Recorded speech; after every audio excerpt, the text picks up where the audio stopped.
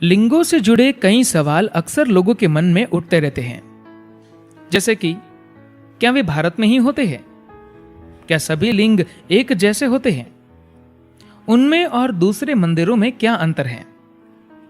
आइए इन्हीं सवालों का जवाब जानते हैं। प्रश्न। सद्गुरु, भारत में हर और लिंग दिखाई देती है। ध्यान लिंग अन्य लिंगों से किस तरह अलग है? क्या दुनिया के बाकी हिस्सों में भी लिंग है, या यह विज्ञान केवल भारतीय संस्कृति तक ही सीमित है? आप यह भी कहते हैं कि यह एक धार्मिक प्रतीक नहीं है, ऐसा क्यों? ध्यानलिंग की रचना के पीछे क्या विज्ञान है? सद्गुरु कहते हैं, लिंग को बनाने का विज्ञान एक अनुभव से जन्मा विज्ञान है, जो हजारों सालों से यहां मौजूद है। परंतु पिछले 8-9 सालों में, खासतौर पर जब भारत में भक्ति आंदोलन की लहर फैली, तो मंदिर निर्माण का विज्ञान खो गया। एक भक्त के लिए अपनी भावनाओं से अधिक महत्वपूर्ण कुछ नहीं होता। उसका रास्ता भावनाओं का है। यह उसकी भावनाओं की ही ताकत होती है जिसके दम पर वह सब कुछ करता है। विज्ञान को किनारे करके वे मन चाहे तरीके से मंदिर बनाने लगे।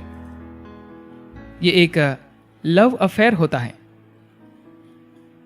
एक भक्त जो जी में आए कर सकता है, उसके लिए सब जायज है, क्योंकि उसके पास एक ही चीज है, वह है अपनी भावनाओं की ताकत। इसी वजह से लिंग रचना का विज्ञान भी खत्म होने लगा, वरना यह एक बहुत गहन विज्ञान था।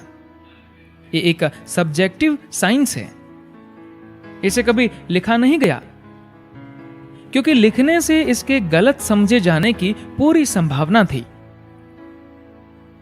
विज्ञान की जानकारी के बिना अनेक लिंगों की स्थापना की गई। भक्तों द्वारा बनाए गए मंदिर वे स्थान हैं जहां लोगों में भाव पैदा होते हैं। केवल कुछ ही लोग सच्चे भक्त होते हैं। अधिकतर लोग भक्ति को कुछ मनचाहा पाने की करेंसी के तौर पर इस्तेमाल करते हैं। दुनिया की 98% प्रार्थनाओं में भक्तों की मांगों के सिवा कुछ नहीं होता। ये दे दो, वह दे दो, मेरी रक्षा करो। ये केवल जीवन बचाने और चलाने की बात है। इसमें कोई भक्ति भाव नहीं है। इसमें कहीं कोई प्रार्थना का भाव भी नहीं है।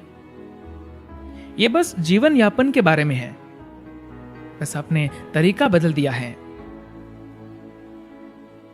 आमतौर पर वैज्ञानिक आधार वाले लिंग वही है जिन्हें सिद्धों व योगियों ने वैज्ञानिक प्रक्रिया से तैयार किया। इनका मकसद मोक्ष है। उनका कंपन हमेशा के लिए है। अक्सर उन्हें मंत्रों के जाप द्वारा प्रतिष्ठित किया गया था, जिनका एक खास मकसद और खास गुण होता है।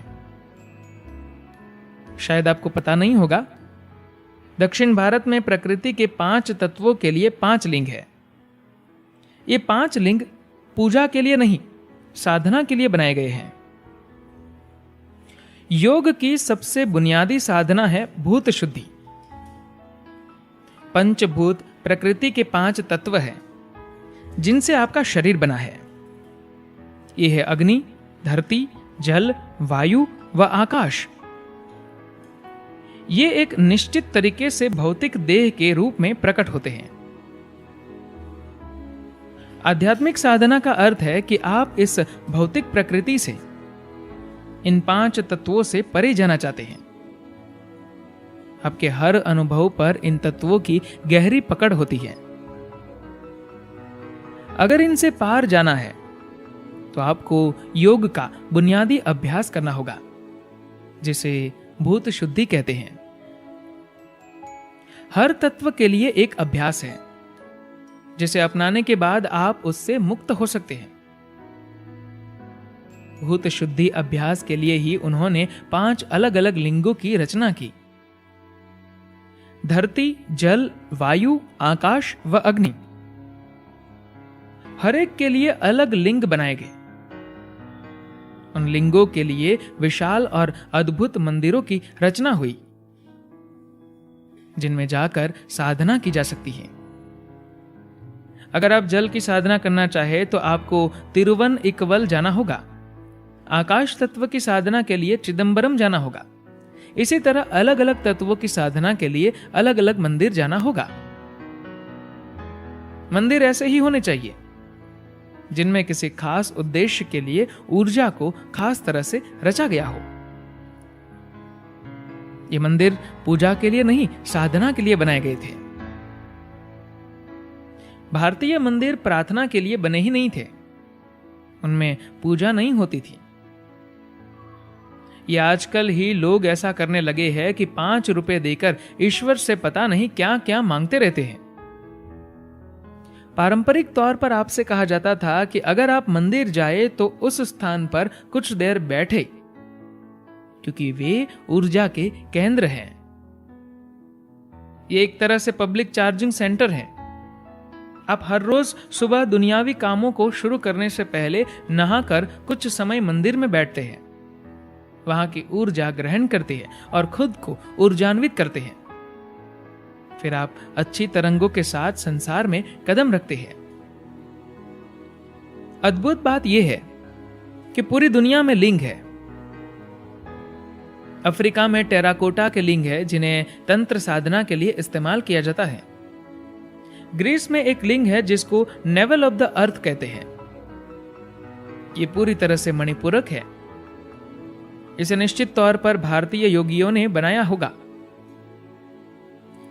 किसी ने वहां मणिपूरक लिंग की प्रतिष्ठा की क्योंकि वहां का राजा विजय संपन्नता व कल्याण चाहता होगा।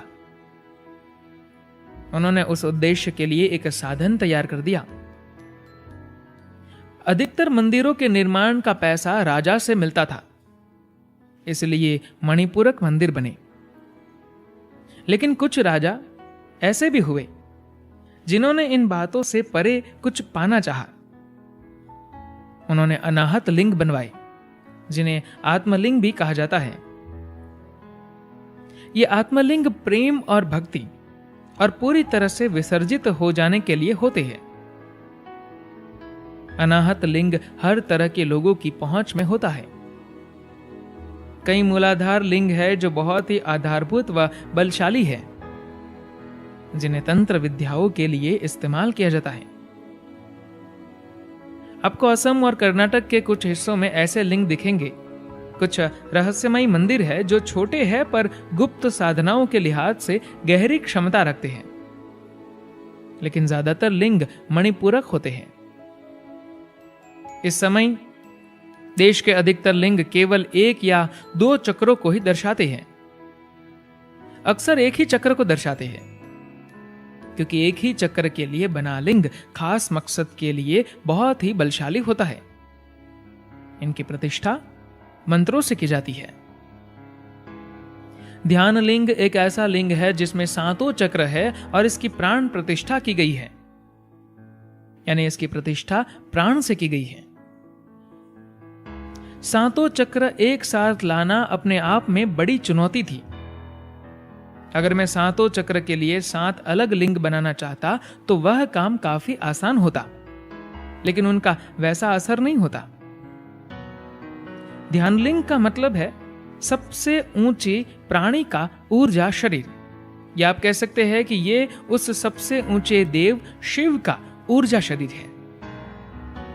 एक और बात, शायद संसार में पहली बार ध्यान लिंग की देखभाल में स्त्री और पुरुष दोनों को शामिल किया गया है। इससे पहले स्त्रियों को ऐसा काम कभी नहीं करने दिया गया, लेकिन आज महीने में 14 दिन पूरा शुक्ल पक्ष यानी पूर्णिमा तक महिलाएं ध्यान लिंग की देखभाल करती है। अगले 14 दिन पूरा कृष्ण पक्ष यानी अमावस्या तक पुरुष ध्यान लिंग की देखरेख करते हैं। मेरा मानना है कि यह समाज के लिए बड़ा उपहार होगा कि वह इन परंपराओं से परे जा सके। अगर कोई आध्यात्मिक साधना करना चाहे तो उसे एक जीवंत गुरु की नजदीकी मिल सकती है। इसी उद्देश्य से ध्यानलिंग को रचा गया है। लोग आकर बैठते हैं और चले जाते हैं, ठीक है। लेकिन जो लोग साधना करना चाहते हैं वे उस ऊर्जा के साथ आत्मीयता हासिल कर सकते हैं जो अक्सर लोगों को नहीं मिल पाती। लोगों के लिए ऐसा अवसर उपलब्ध होना बहुत ही दुर्लभ है। धन्यवाद।